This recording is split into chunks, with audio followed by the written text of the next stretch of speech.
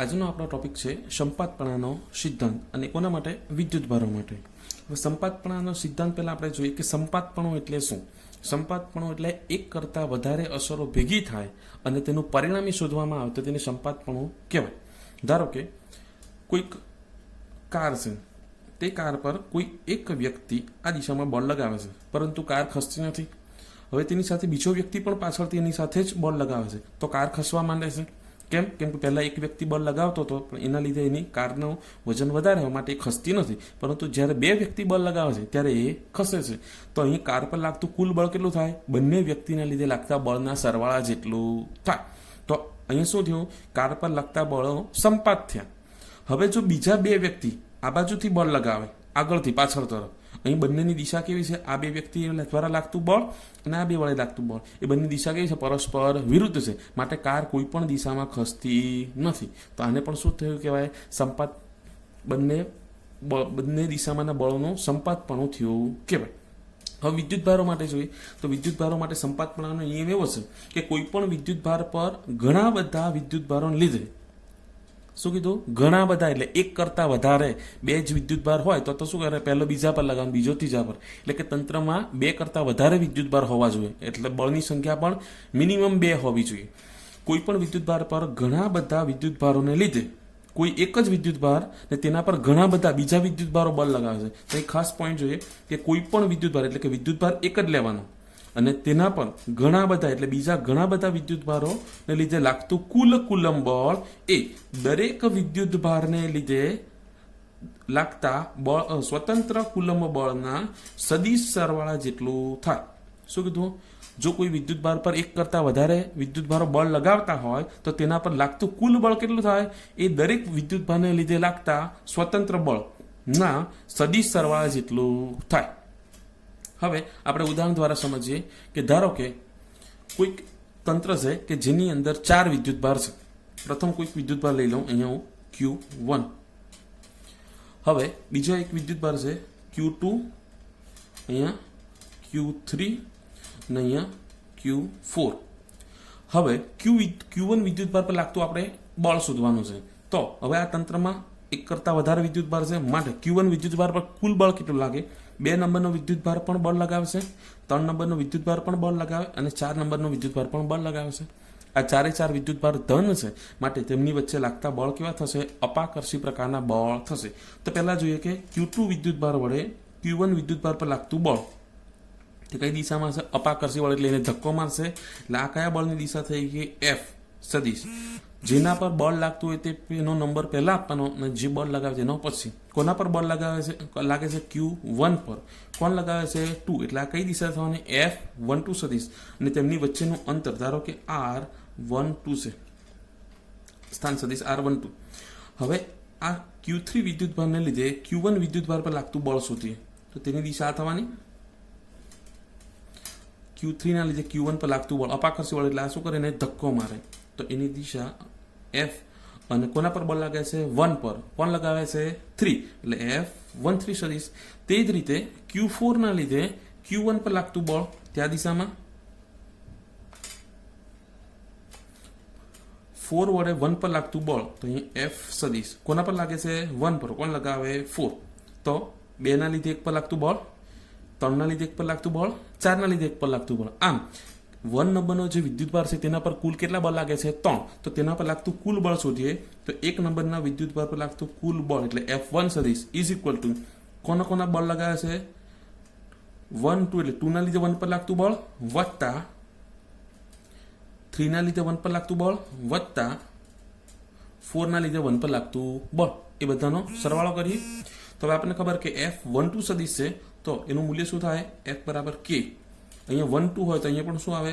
અથવા તો આપણે આગળ લખતા તે રીતે K Q upon R² into R caret લખી દેવાનું. પછી શું કરવાનું? અહીંયા 1, 2 છે તો અહીંયા 1, 2, અહીંયા પણ 1, 2 અને અહીંયા પણ 1, 2 પ્લસ આનું પણ સૂત્ર K Q R² into R caret લખી દઈએ. અહીંયા 1, 3 છે તો અહીંયા 1, 3, 1, 3, 1, 3. અહીંયા K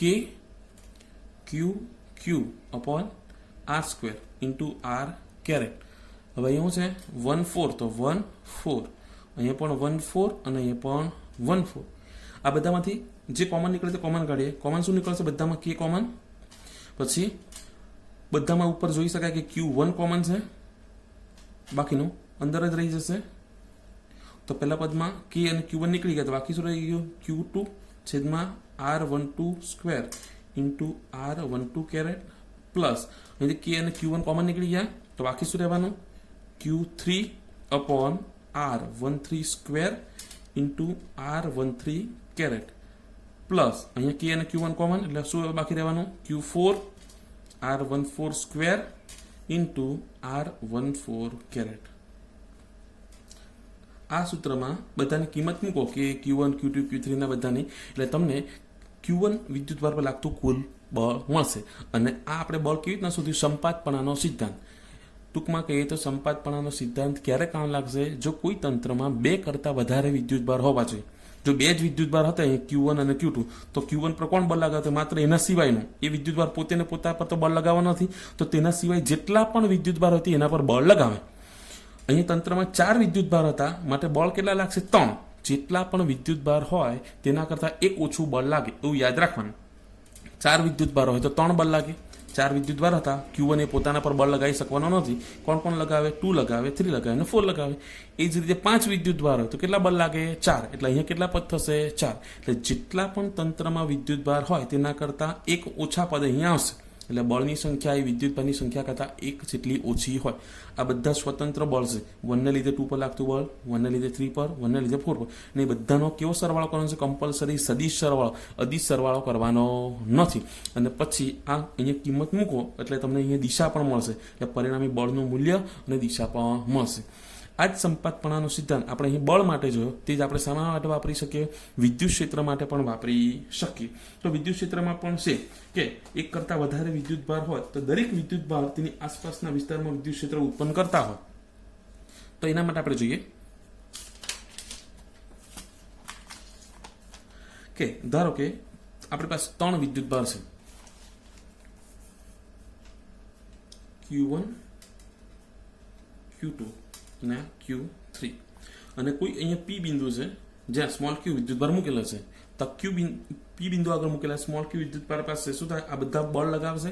તો P બિંદુ આગળ આપણે વિદ્યુત ક્ષેત્ર શોધવું છે, માટે ત્યાં આપણે પરીક્ષણ વિદ્યુતભાર મૂકીએ. તો Q1 વિદ્યુતભારને લીધે અહીંયા ઉત્પન્ન થતું વિદ્યુત ક્ષેત્ર આ દિશામાં હશે અને તેને કહેવાય E1 સદિશ. Q2 ના લીધે ઉત્પન્ન થતું, કેમ કે આ બધા ધન વિદ્યુતભાર છે, માટે વિદ્યુત ક્ષેત્ર કઈ દિશામાં? વિદ્યુતભારથી દૂર તરફ જતી દિશામાં.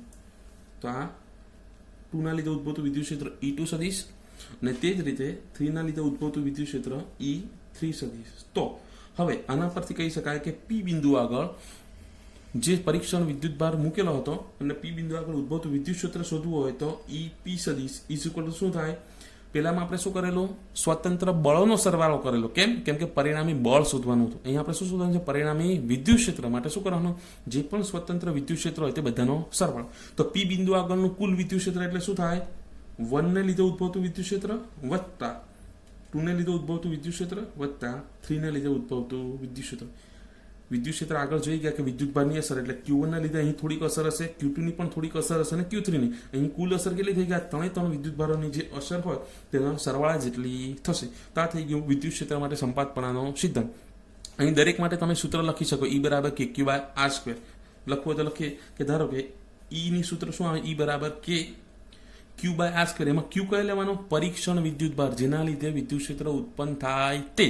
તો અહીં કયો આવવાનો? Q1. એટલે KQ1 અપોન R1 સ્ક્વેર. ધારો કે આ અંતર R1 છે, આ R2 છે અને આ અંતર R3 છે, અને પાછું R1 કેરેટ વત્તા K, અહીંયા 2 હોય તો 2 આવે, અપોન R2 સ્ક્વેર, અહીંયા પણ 2 ઇન્ટુ R2 કેરેટ વત્તા K, 3 હોય તો Q3 R3 square into R3 caret. તેમાંથી પાછું K કોમન કાઢી લેવાનું અને બાકીના બધાની કિંમત મૂકો એટલે તમને P બિંદુ આગળનું વિદ્યુત ક્ષેત્રનું મૂલ્ય અને દિશા પણ મળે. તો આ થઈ ગયો સંપાતપણાનો સિદ્ધાંત. આમ સંપાતપણાનો સિદ્ધાંત એ તમે વિદ્યુતભારો માટે બળને પણ લાગી પાડી શકો. એટલે કે 1 કરતાં વધારે બળ હોય અને પરિણામી બળ શોધવું તો બધા જ બળનો સદિશ સરવાળો કરી લેવો, અને તે જ રીતના 1 કરતાં વધારે વિદ્યુત ક્ષેત્ર હોય તો પરિણામી વિદ્યુત ક્ષેત્ર શોધવા માટે જેટલા પણ વિદ્યુત ક્ષેત્ર હોય તેનો સદિશ સરવાળો કરો. તો આ થઈ ગયો સંપાતપણાનો સિદ્ધાંત.